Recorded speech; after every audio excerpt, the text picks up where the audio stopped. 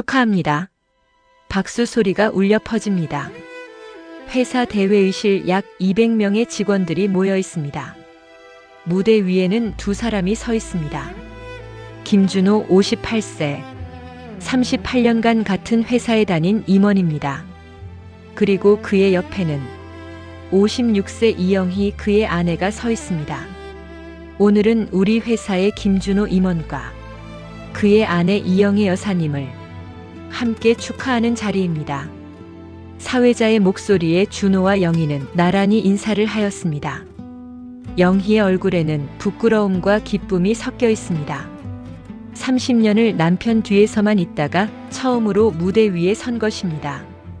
38년간 우리 회사와 함께 해주신 김준호 임원, 그리고 그 38년을 묵묵히 뒷바라지 해주신 이영희 여사님께 진심으로 감사드립니다. 더 커져가는 박수 소리의 준호는 지난 30년의 세월이 주마등처럼 스치며 오늘이 있기까지 도움 주신 모든 분들께 진심으로 감사를 드리며 미소를 지었습니다. 무대 위 200명이 보는 앞에서 은퇴 기념 상품을 받았습니다. 금시계에 준호와 영희의 이름이 함께 새겨져 있었습니다. 이 시계는 당신들이 함께 만들어온 38년을 기억하라는 의미입니다. 앞으로의 인생도 함께 잘 보내시길 바랍니다. 준호는 그 말을 들었을 때 손가락이 떨렸습니다. 영희도 떨렸습니다. 오랜만에 사진도 많이 찍었습니다. 부부 사진 모두가 웃고 있었습니다. 은퇴식 후 회사 근처 식당에서의 축하. 만찬 자리를 함께한 동료들이 계속해서 영희를 찾아옵니다.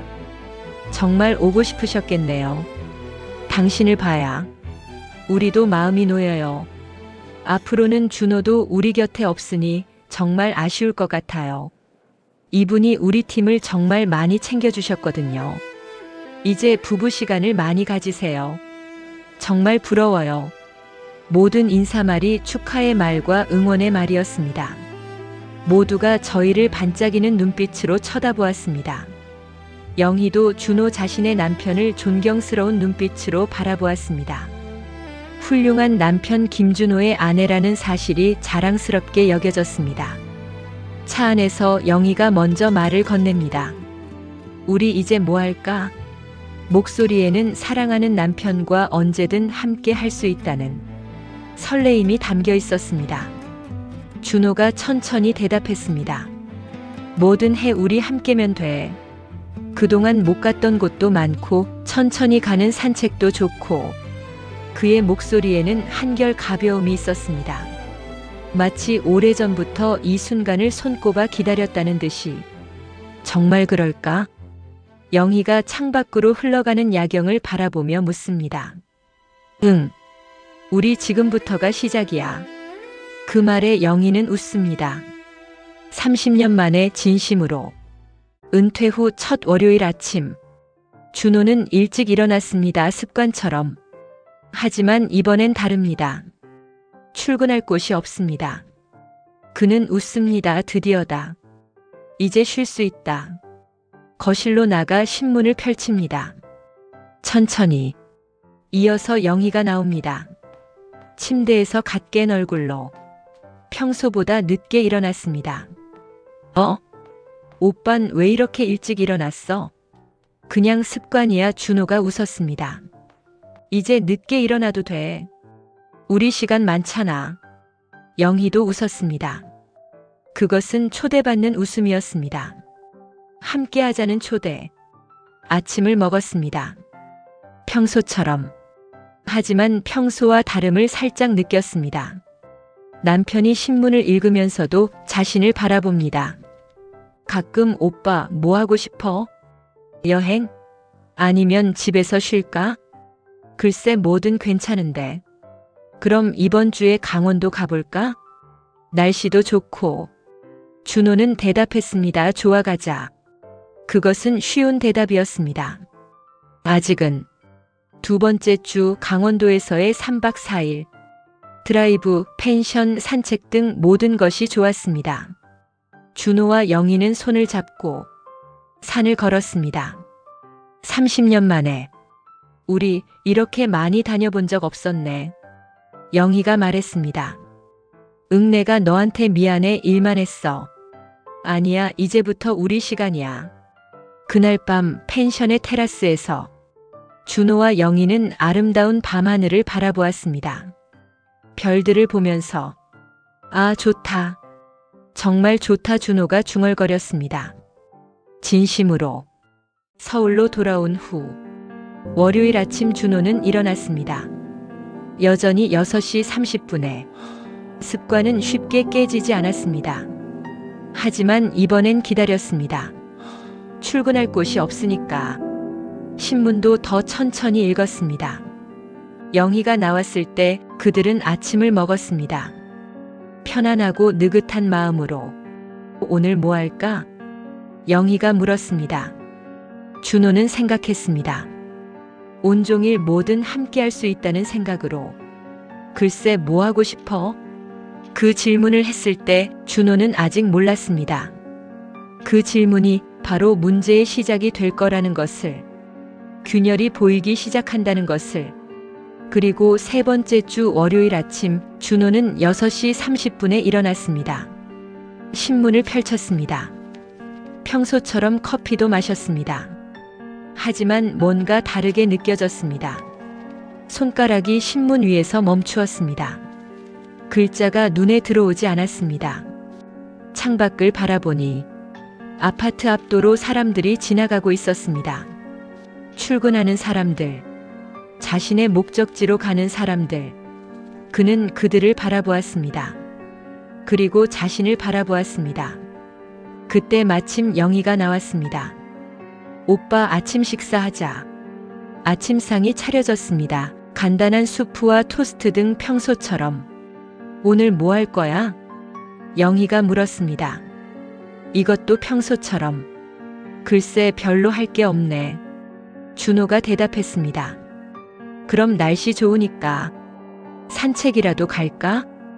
응, 그래, 나중에. 준호는 기계적으로 식사를 하였습니다. 아침 10시 영희가 나갈 채비를 하였습니다. 여보, 친구들이랑 카페 가기로 했어. 1~2시간 있다가 올 거야. 아, 알겠어.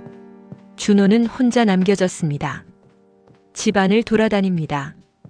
거실에서 침실로 갔다가 다시 거실로 나왔다가 침실로, 그리곤 얼마 지나지 않아 다시 거실로 나와 소파에 앉았습니다. TV를 켰습니다. 아침 드라마 10분 만에 껐습니다. 냉장고를 열었다가는 바로 닫았습니다. 그리곤 창밖을 바라봤습니다. 오전 11시 그는 생각했습니다. 이 시간에 자신은 무엇을 해야 하나? 회사에서는 이 시간에 회의가 있었습니다. 자신이 주도하는 회의, 자신이 필요한 회의. 하지만 지금 자신은 필요 없습니다. 오후 1시 영희가 돌아왔습니다. 오빠, 밥 먹었어? 응, 냉장고 있던 거 데워 먹었어. 뭐 했어? 심심했어? 그 질문이 준호의 가슴을 철렁하게 했습니다. 심심했어. 그 말이 말해주는 모든 것. 자신이 혼자서는 시간을 채울 수 없다는 것, 자신이 의존적이라는 것, 자신이 약하다는 것. 아니, 괜찮았어. 뉴스도 봤고. 거짓말이었습니다. 금요일 준호는 헬스장에 가입했습니다. 아침 9시부터 11시까지 운동도 하고 건강 챙기자, 그렇게 말했습니다. 하지만 진실은 달랐습니다. 그는 시간을 채우고 싶었습니다. 혼자 있을 시간을 채우고 싶었습니다. 헬스장에서 준호는 열심히 운동했습니다. 무언가에 쫓기듯이. 토요일 준호는 책방에 갔습니다. 도서관이 아니라 카페처럼 되어 있는 대형 서점. 거기서 몇 시간을 있었습니다. 영희는 묻지 않았습니다. 하지만 준호는 느꼈습니다. 그녀의 눈빛, 뭔가 묻고 싶지만 묻지 않는 눈빛. 드디어 갈등의 발화점이 된 월요일 저녁, 준호가 헬스장에서 돌아왔을 때 영희가 거실에 앉아 있었습니다. 평소와 다르게 뭔가 있다는 듯이. 오빠, 오늘 뭐 했어? 헬스장 다녀왔어. 왜? 헬스장? 하루 종일? 아니, 2시간. 왜 그래? 영희의 입술이 움직였습니다. 뭔가 말하려다가 삼켰습니다. 아무것도 아니야. 하지만 그건 거짓이었습니다. 그 순간부터 무언가가 깨지기 시작했습니다. 그 주부터 준호는 더 자주 외출했습니다. 헬스장, 도서관, 한강 산책 모두 아내가 없을 때, 수요일 준호가 돌아왔을 때 영희가 있었습니다. 평소보다 일찍. 오빠, 얘기 좀 하자. 영희가 소파에 앉아 있었습니다. 그 자세는 뭔가 심각했습니다. 뭐야? 무슨 일 있어? 오빠, 뭐가 불만이야? 내가 뭘 잘못했어? 뭐? 불만? 아니, 그게 뭔 소리야? 난 그냥 운동 좀 하려고. 운동? 하루에 1~2시간씩 매일 나가? 그리고 카페도 자주 가고 한강도 가고. 오빠, 날 피하는 거 아냐? 준호는 대답을 못했습니다. 왜냐하면 그게 맞았으니까. 나 오빠한테 뭔가 해준 게 부족했어. 30년을 여기서 오빠 밥 챙겨주고 옷 챙겨주고 가정 챙기고. 그런데 오빤 퇴직하더니 자꾸 나를 피하려고 하잖아. 혼자 다니고 싶은 건가? 영희의 목소리가 떨렸습니다. 그것은 화가 아니라 상처였습니다. 준호는 그제야 깨달았습니다. 자신이 무엇을 하고 있었는지. 아니야, 그게 아니야. 난 뭐야? 오빤 뭐야? 난 그냥 내 시간이 필요했어. 내 시간? 30년 동안 우리가 함께 만든 시간은 뭐야? 거실은 침묵으로 가득 찼습니다. 그 침묵 속에서 준호는 이해했습니다. 자신의 불안을, 아내는 겁으로 받아들였다는 것을, 자신이 도망치는 것을 아내는 자신을 버리는 것으로 받아들였다는 것을. 영희는 눈물을 흘렸습니다. 30년을 함께한 남자가 자신을 피하려고 한다고 생각하며 미안해, 정말 미안해, 준호가 말했습니다. 하지만 그것도 충분하지 않았습니다. 미안이 뭐가 돼? 난 뭐가 부족한 거야? 혹시 일 때문에 스트레스 받은 거면 내가 풀어줄 텐데. 나랑 얘기도 좀 해. 뭘 바라는 거야? 뭘? 영희는 울었습니다. 30년을 함께한 남편을 이해할 수 없다는 슬픔으로. 준호도 울었습니다. 하지만 그것은 다른 이유였습니다. 자신의 무기력함, 자신의 약함, 자신이 존재하지 않는다는 느낌. 그 모든 것이 한 번에 터져 나왔습니다. 미안해, 정말 미안해. 난 없어도 되는 사람 같았어. 회사에서도 나가면 다른 사람이 하고, 집에서도 난 뭘 해야 할지. 너를 피한 건 아니야. 난 그냥 나 자신을 피하고 싶었어. 준호의 고백, 그것은 자신도 깨닫지 못했던 진실이었습니다. 영희는 울음을 멈췄습니다. 남편의 눈물을 봤습니다. 오빠. 그렇게 불렀을 때 그것은 처음으로 위로의 목소리였습니다. 하지만 너무 늦었습니다. 심연으로의 하강처럼. 그날 이후 집의 분위기가 완전히 달라졌습니다. 아침 식탁은 침묵으로 변했습니다. 평소처럼 밥을 차리고 먹었지만 대화는 없었습니다. 밥 챙겨 먹으란 말과 간단한 대답만 오갔습니다. 영희는 외출을 더 자주 했습니다. 이제 그것은 즐거움이 아니라 회피였습니다. 준호도 마찬가지였습니다. 집에 머물 수 없었습니다. 아내의 침묵이 너무 무거웠으니까. 영희는 남편의 고백 후 무엇이 진짜 문제인지 깨달았습니다. 남편이 자신을 피한 게 아니라 자신을 피해야 할 정도로 약해져 있다는 것. 그리고 그 약함을 감당해 줄 수 없다는 자신의 한계도 깨달았습니다. 영희는 심리학 책을 읽기 시작했습니다. 은퇴 후 남편과의 관계, 중년 남성의 정체성 위기. 하지만 책은 자신의 상처를 치료해주지 못했습니다. 금요일 영희의 골프 일정이 있던 날, 영희가 말했습니다. 나 일주일 정도 아버지 봐야 할 것 같아. 어머니한테 연락받았어. 아버지? 영희의 아버지는 대구에 계셨습니다. 연락은 처음이었습니다. 아버지가 어디 편찮으셔? 처음 듣는데? 글쎄 엄마가 봐야 한다고 해. 나 이번 골프 일정 끝내고 내일 내려갈 거야. 준호는 그것이 거짓임을 알고 있었고 영희도 살짝 그 거짓이 마음에 걸렸습니다. 혼자가? 응, 일주일 정도. 침묵이 흘렀습니다. 준호, 이게 뭐 하는 거야? 그냥 우리 얘기도 안 하고 혼자 떠나? 30년을 함께 했잖아. 이렇게 끝내는 거야? 준호의 목소리는 차가워졌습니다. 상처를 넘어 체념으로. 아니야, 그게 아니야. 뭐가 아냐? 내가 뭘 잘못했는지도 모르겠고, 오빠가 뭘 원하는지도 모르겠고, 우리가 뭐 함께하는 건지도 모르겠어. 그럼 떨어져 있으면 되지 않겠어? 그것은 마지막 통보였습니다. 준호는 혼자 남겨졌습니다.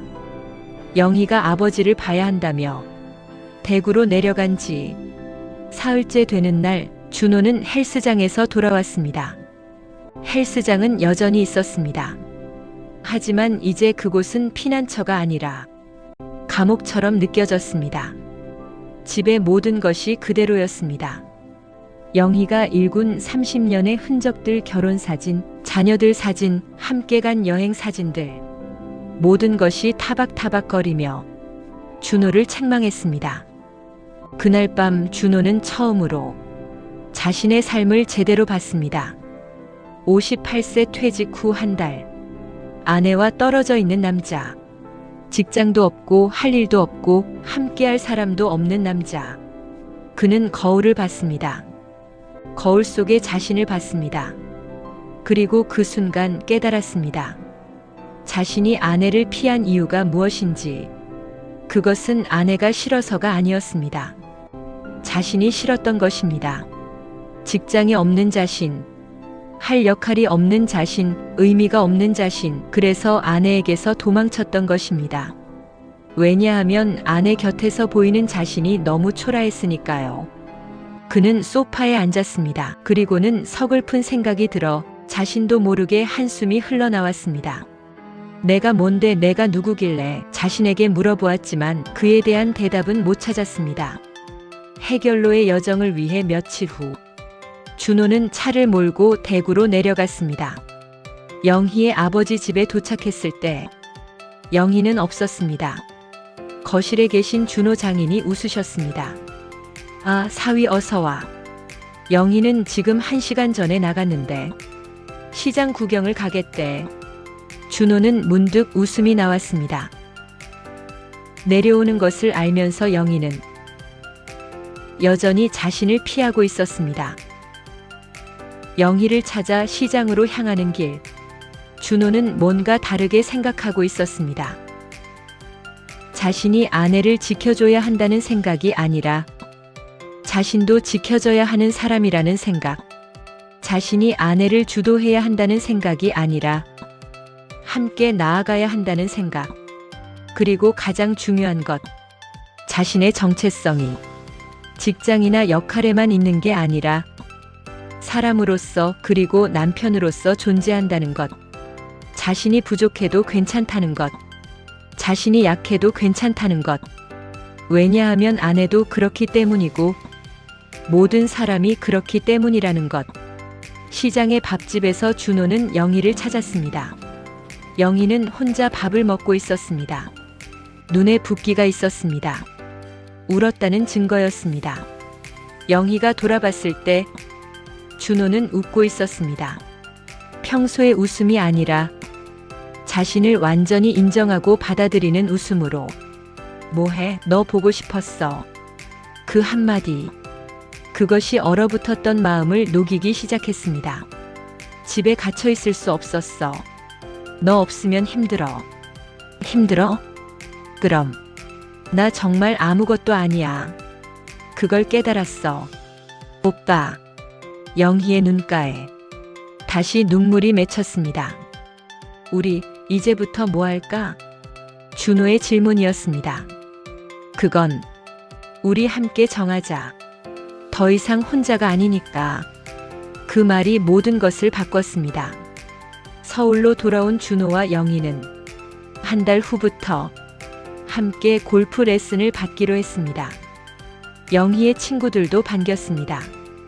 남편과 함께 배운다는 것이 낯설지만 기쁜 경험이었으니까요. 하지만 더 중요한 변화는 따로 있었습니다.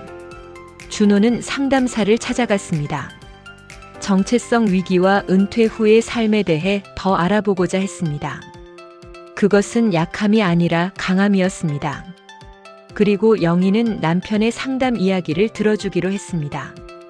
판단 없이 그저 함께하기로. 준호는 직장금과 위로금으로 작은 책방을 오픈하기로 했습니다. 영희도 그것을 도왔습니다. 처음으로 남편의 꿈을 함께 실현하는 경험을 하며 책방의 이름은 준호와 영희의 시간이었습니다. 그곳에서 준호는 손님들을 만났습니다. 은퇴한 사람들, 아직도 직장에 있는 사람들, 자신의 삶에 대해 고민하는 모든 사람들. 준호는 그들의 이야기를 들었습니다. 그리고 자신의 이야기를 나눴습니다. 정년퇴직은 끝이 아닙니다. 하지만 그 후의 삶이 자동으로 시작되는 것도 아닙니다. 그것은 선택입니다. 그리고 그 선택을 혼자 할 수 없다는 것을 깨닫는 것. 그것이 가장 중요합니다. 우리가 사는 세상에는 눈에 띄지 않지만 매우 중요한 날들이 있습니다. 결혼식 날, 첫 직장 출근 날, 자녀가 태어난 날, 그리고 정년퇴직 날도 그중 하나입니다. 그런데 그날들은 모두 축하로 끝나갑니다. 그 축하 뒤에 남겨진 것이 무엇인지는 묻지 않고 우리는 새로운 출발을 축하하지만 새로운 출발 뒤의 외로움에 대해서는 말하지 않습니다. 우리는 함께 있어야 한다고 말하지만 함께 있는 방법에 대해서는 배우지 않습니다. 그리고 우리는 강해야 한다고 말하지만 약함을 인정하는 것의 가치에 대해서는 모릅니다. 한 남자의 첫 월요일은 아팠습니다. 그 다음 월요일도 그 다음도 아팠습니다. 그러나 그 아픔 속에서 그는 배웠습니다. 자신이 누구인지, 자신이 무엇을 원하는지, 그리고 자신이 혼자가 아니라는 것을.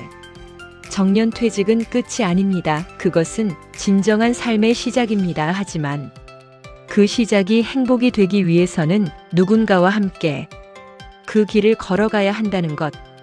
그것을 배우는 것도 인생의 중요한 일입니다. 이 영상을 보셨을 때 가장 와닿았던 순간이 무엇이었나요? 많은 댓글 부탁드립니다. 더 좋은 이야기로 찾아뵙겠습니다.